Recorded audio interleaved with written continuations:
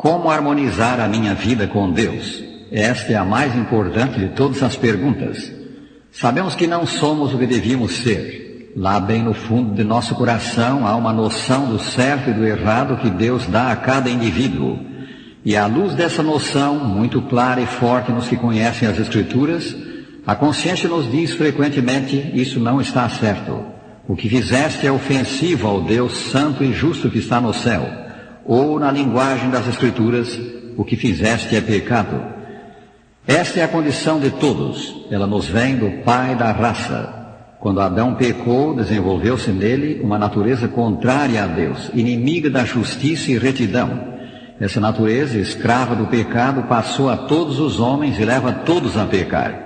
O penhor da carne, escreveu São Paulo, é inimizade contra Deus, pois não está sujeito à lei de Deus, nem mesmo pode estar.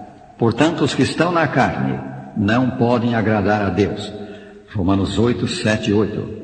Somos pecadores, estamos em rebelião contra Deus, e porque essa é a nossa condição, temos sobre nós uma sentença de morte. Caminhamos para a morte. O mesmo São Paulo escreveu: o salário do pecado é a morte. Romanos 6, 23. É impossível ao homem mudar essa condição, deixar de ser o que é. Aqui a educação, o esforço próprio nada valem. A educação, o passar dos anos, disse alguém, tão só aumentam o tamanho do egoísta, do avarento, do amante dos prazeres. É impossível também alcançar salvação pelas boas obras que pratiquemos. Esmolas, sacrifícios, esforço próprio para agradar a Deus não nos compram salvação. O bem da salvação, diz a Escritura, não vem de obras. Efésios 2, versículos 8 e 9. Qual é, pois, a nossa esperança? Deus nos quer dar a salvação, quer nos dar novo começo. Ele nos dá novo começo no seu Filho. Se pela ofensa de um, Adão, e por meio de um só reinou a morte, muito mais os que recebem a abundância da graça e o dom da justiça reinarão em vida por meio de um só, a saber, Jesus Cristo. Romanos 5, 17. Notemos, o apóstolo fala aqui do dom da justiça, dádiva, presente da justiça. Deus nos quer dar, presentear o que nos falta, justiça.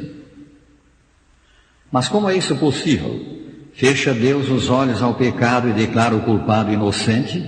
Não. Se o fizesse, ele comprometeria a estabilidade do seu governo. Para poder salvar o homem, Deus castigou, puniu o pecado. Puniu-o em si mesmo, ou mais especificamente na pessoa do seu Filho. O Senhor fez cair sobre ele a iniquidade de nós todos. Isaías 53, 6. Cristo assumiu a nossa culpa. O inocente se fez culpado e recebeu o castigo que era nosso. Mas ele foi traspassado pelas nossas transgressões e moído pelas nossas iniquidades. O castigo que nos traz a paz estava sobre ele, e pelas suas pisaduras fomos sarados. Isaías 53, 5.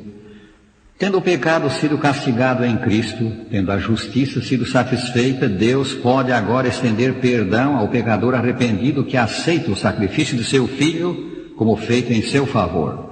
Deus considera a morte de Jesus como se fosse a do que crê no Salvador. Ele cancela a dívida, perdoa os seus pecados. Cumpre-se para com tal pecador a promessa da Escritura: se confessarmos os nossos pecados, Ele é fiel e justo para nos perdoar os pecados e nos purificar de toda a injustiça. 1 São João 1, versículo 9. Na sua ação reabilitadora do homem, Deus faz uma obra completa. Lança todos os nossos pecados nas profundezas do mar. Miqueias 7, 19. Afasta de nós as nossas transgressões, quanto disto o Oriente do Ocidente. Salmo 103, 12.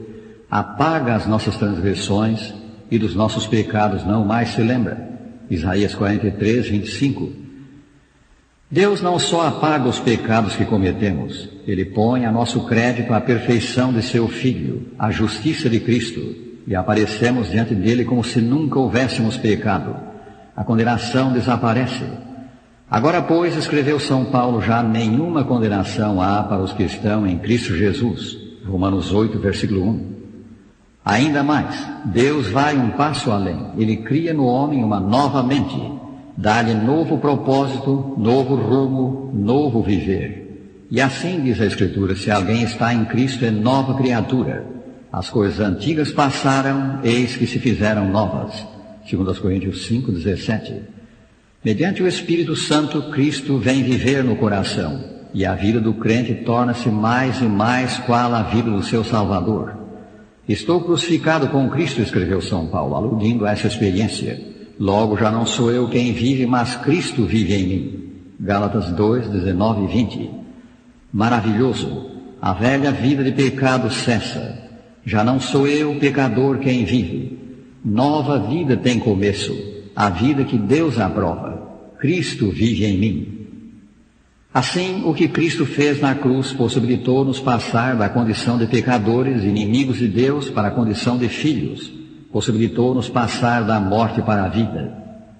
O excelente comentário da vida de Jesus, intitulado O Desejado de Todas as Nações, que recomendamos aos nossos ouvintes, diz: Cristo foi tratado como nós merecíamos, para que pudéssemos receber o tratamento a que ele tinha direito. Foi condenado por nossos pecados, nos quais não tinha participação, para que fôssemos justificados por sua justiça, na qual não tínhamos parte. Sofreu a morte que nos cabia, para que recebêssemos a vida que a ele pertencia. Pelas suas pisaduras fomos sarados. Que requer Deus da nossa parte para nos dar o inapreciável bem da salvação?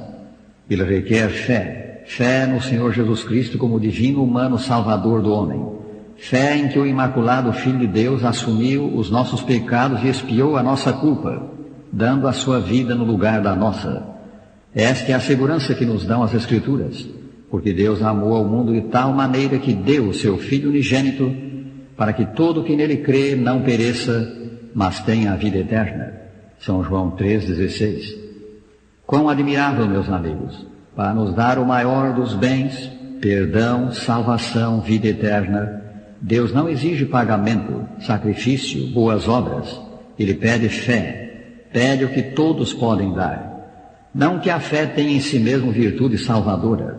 Jesus Cristo é quem salva, mas a fé se apropria dos seus méritos. Nas Escrituras, a justiça de Cristo, ou o bem da salvação, de uma nova vida, é comparada a uma pérola de grande valor.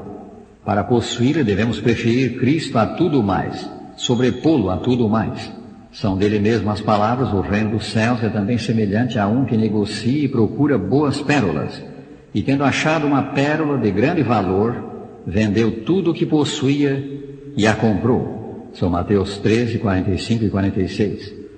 Embora a salvação não possa ser comprada, pois, como vimos, é dádiva de Deus alcançada pela fé, não obstante ela custa tudo o que o homem tem, tudo o que ele tem de mal. Para obtê-la, devemos abrir mão de tudo o que nos impede de receber Cristo. Como fez São Paulo, que disse: mas o que para mim era lucro, a sua privilegiada posição no judaísmo, isto considerei perda por causa de Cristo. Sim, deveras considero tudo como perda, por causa da sublimidade do conhecimento de Cristo Jesus, meu Senhor, por amor do qual perdi todas as coisas e as considero como refúgio, para ganhar a Cristo e ser achado nele, não tendo justiça própria que procede da lei, senão a que é mediante a fé em Cristo, a justiça que procede de Deus baseada na fé. Filipenses 3, 7 a 9. Amigo, quanto estás disposto a renunciar por Cristo? Renuncia tudo e terás os infinitos bens do céu. Terás perdão e justificação e vida eterna. Deus te conceda dizer com o nosso cantor: prefiro Jesus aos bens do mundo.